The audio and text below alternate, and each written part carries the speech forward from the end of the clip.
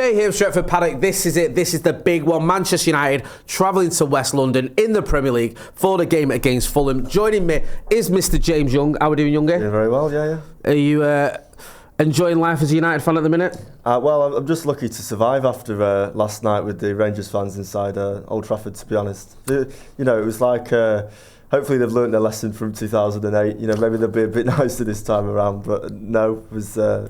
I think it's safe to say Rangers fans don't learn anything, ever. How was it selling you? United we stand seller. How was it selling the mag? What, against Rangers? Yes. Well, it's one of the only times ever that the police have made me stand somewhere else as the away fans have walked past. Really? The usual spot, and they went, you can't stand here. I was like, seriously? Why? They're like, no, you need to move. And then their bears, as they call them, all came past. I was like, right, okay. Well, you survived it, thankfully. Talking of survival, Manchester United edging away from Well, we've edged away already from the relegation battle. I don't think this is a relegation situation, if you can say that, for Manchester United. But our league form has been terrible, and we need some points. We really do, because we've had some decent performances away from home, especially. But the defeat against Brighton just reminded everyone that there's a long way to go. Going into this game against Fulham, I mean, I've not looked at the odds, but it almost feels like now in these games, we're the underdog. And rightly so. Yeah. And I'm not really surprised by that, because they're obviously ahead of United in the table. If you look at the teams on paper, Fulham probably look a bit more managed in the sense that they've had a bit more consistency in terms of it's not been like United where there's just that been churn of players and managers. It seems like, especially last season, they reached the League Cup semi-final. It seems that there seems to be a bit more of a core bond within the team, and especially this season, they're punching above their weight a bit, and them and Forest a few seasons back were fighting relegation and having the seasons of their life. Yeah, we'll get into Fulham in a little while, but I mean, it's just amazing, isn't it, that it's come to this for Manchester United when you go into a place like Fulham. And listen, it's always going to be a tricky game, but you're looking at it going, that they're the favourites for a reason, and you're on this in this run of form where you're losing games almost constantly, especially at Old Trafford. I know this is away, but our form at Old Trafford this season has been absolutely abysmal, and we need to see it turn around, because you've got the manager, I know he backtracks on it a little bit, but you've got him basically saying this is the worst United side ever, to try and get a reaction out of the players, which speaks volumes. One player who's been in the headlines quite a lot of late has been Alejandro Garnacho. He's been linked with a move to Chelsea, he's been linked with a move to Napoli. I mean, where do you stand on this with Garnacho? Because obviously, a few years ago, helps us win the FA Youth Cup, everyone was loving him. Came into the Manchester United side, was a super sub, coming off the bench, getting important wins, getting important goals. Then he had, I think it was 39 games on the spin where he started. Didn't quite maintain those high levels that we'd seen when he first arrived, but was obviously still playing his part at United. And now it just seems like he's, I don't know, for me, I always say this about Garnacho, he seems to have lost a little bit of love for United, or love for the game. He just doesn't seem quite the carefree player he was a year ago. Yeah, but I think yesterday he was really applauded by the fans, and I think actually a lot of United fans that I've spoken to want him to stay, because he's an academy graduate. Look, that FA Cup final last year, him and Mainu, tearing apart City's defence. Personally, I want the club to keep him purely because it doesn't make sense to sell him so close towards the end of the January transfer window, and United are short of options up front, and he's one of the only players United have got that you can bring off the bench that you think actually we might be able to get something out of this, because he does have pace, he does take people on, whereas there's other players in United's squad whereby they need the service to make something happen, whereas I don't think that's that with Garnacho. He is able to do stuff on his own. It's a double-edged sword with Garnacho, isn't it? Because I agree with you. I like Garnacho, I love it if we kept him.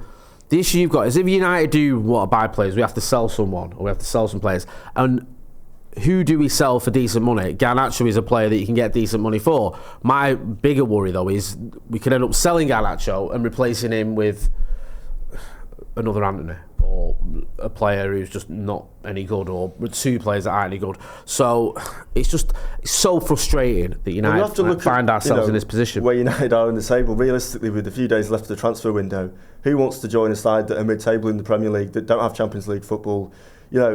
It's a hard sell to join Manchester United, which is crazy really to think about it. But there are much better options for other players to join, and they don't have much money either, so the wages aren't going to be as much as people would maybe expect they would be maybe 2-3 seasons ago. I mean, when you put it like that, we don't have Champions League football, we're in mid-table, The wages are rubbish. Other than that, it's a great opportunity for you. I mean, listen, I understand your point. We're still Manchester United. It's still one of the biggest clubs in the world. You think there's still players there of a certain calibre we can get. It's just whether we've got the money to sign them in the first place is another matter, especially if we don't end up selling Alejandro Garnacho. Let's talk about predicted 11s, though. Give us your predicted 11, or I'll go through your predicted 11 for the trip to Fulham. This is the team you think Ruben Amorim is going to pick. So you've got Onana in goal. There was some sort of discussion, wasn't there, about whether Bayindir and Onana were actually going to be rotated, whether the Bayindir could force his way in the team. I don't think that's going to happen anytime soon. It may happen one day, but certainly not this weekend. So you've got Onana, you've got a back three of Mazraoui, Maguire and Martinez. Then in your midfield, you've got Diallo, Ugarte, Mainu and Delo. And as your 2-10s, you've got Garnacho and Fernandez, and Xerxes leading the line. I'll just talk about Diallo quickly. Forgive me, Ahmad. I will get this drilled into my own brain. He wants to be known as Ahmad. He's called Ahmad. You've got him as a wing back, and he's done very well there. Why do you think the manager will prefer him there rather than in the 10? Well, I think, like you were saying, the last few games especially, you're looking for players that are in form at the minute, that have a bit of confidence. I mean, that Southampton game, apart from him, was really poor. And I think, especially talking about young players, I think there is a risk of playing him too much and almost wearing him out. But I don't know who else you'd really play in that position that you get the most out of. And especially a team like Fulham, they're going to sit back. They're going to make it difficult for United, like every other team has this season, because they think, well, they're in mid-table, we can probably try and win this. So you need players that can take them on and properly stretch the play. And I think Ahmad's probably the perfect person United to have in that position. He's not a natural wing-back, he's more, further up the pitch. But I think in that position, against a side like Fulham specifically, he's suited for it very well. No, I hear your point, and listen, the issue you've got in a minute is you always want Ahmad to play in both positions. He does well in the 10 and he does well at wing-back. And there's not many players you can say that about either position, to be honest with you. A lot of players are struggling in this Ruben Amorim system. A lot of players are struggling at wing-back. A lot of players aren't performing at the levels you want from him when you put him in a 10. He plays well in either of those positions, but he obviously can't play both. I've gone slightly differently. I agree with you. I think Onana will start. I've got a back three of De Ligt, Maguire and Martinez. Maguire has been doing well recently until that game the other night against Rangers, where he should have done better for the Rangers goal, really, shouldn't he? I've got Delo, Ugarte and Kobbie Mainu and Mazraoui as my sort of 4 across there. Delo and Mazraoui as the wing backs, and then I've got Ahmad and Bruno in the 10 and Xerxes leading the line. Just on Xerxes, we've both gone for him. Why do you think the manager's going to prefer him to Rasmus Højlund? Because I think there's a goal coming with Xerxes, and you can see there's just getting a bit more confidence with him. He's obviously still slicing at chances. There's still maybe question marks over him, but I think you can feel that, especially after when he got taken off at half time, there's a massive improvement in his game, in the sense that I know Højlund's obviously trying as well, but with Xerxes you can feel the fact that he does really want to prove everyone wrong, and I think the supporters are actually behind him as well and want him to do well. You saw him actually on Sunday. I know United got beaten, it was a fairly miserable game, but you could see he was really trying, and even the fans were singing his name, and I just think it's kind of almost like a Gallo, in the sense that everyone wants him to do really well, and he just needs one goal and that's it. Then I think he can push on. Yeah, I hear what you're saying. The fans have been getting behind him. I think his performances have been much better over the last couple of weeks. I know your point about there's a goal coming there. I do still worry about it a little bit, about not just the lack of goals, but also the lack of real chances we're creating for our attackers, and it's just an issue. And also on the Højlund front, I think he's not really kicked on this season. No. He's not looked as good this season as he did last season, and last season he had a few ropey ones, and that's a concern for me. And I don't know whether it's just the whole team struggling, I don't know whether it's just the service isn't there, I don't know whether it's just the players not being quite as good as we hoped they would be. I'm not really sure which one it is. I hope it's just a little bit of form and that we're going to see the best out of players like Xerxes and like Rasmus Højlund. But at the minute, I was mentioning this about the Brighton game. In the Brighton game, Xerxes, he's got whatever, 3 Premier League goals, whatever. I thought he was doing okay, but obviously the manager decided to change it when we were chasing the game. Brings on Højlund. Højlund's got, I think, 2 Premier League goals this season.